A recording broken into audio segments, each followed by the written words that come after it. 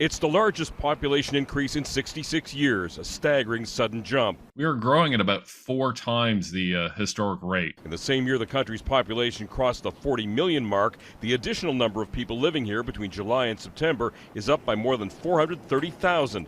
The majority of newcomers aren't permanent residents yet. I would argue, given that the situation we're currently in, I would go as far as to say that the federal government has lost control of these inflows. Among those coming, foreign students, temporary foreign workers, and migrants. Many more people competing for social programs, jobs, health care, and housing. If you're living in an immigrant community where you need to compete for rental housing or for jobs with the newcomers, then it's much less clear what the benefits are. Earlier this month, the federal housing minister acknowledged it might be necessary to change the rules. We do need to continue to look at reforms to our temporary residency programs.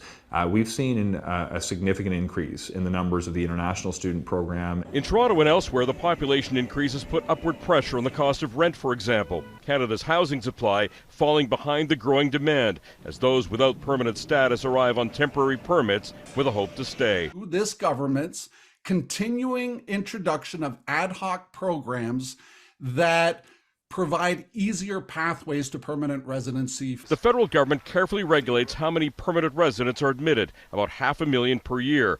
But some are calling for the government to start restricting the number of foreign students, for example, as a way to moderate the population increases. Absolutely. I think we do need to be looking particularly at these non-permanent resident programs, which don't have a cap, which can kind of grow for any variety of reasons in an unplanned way.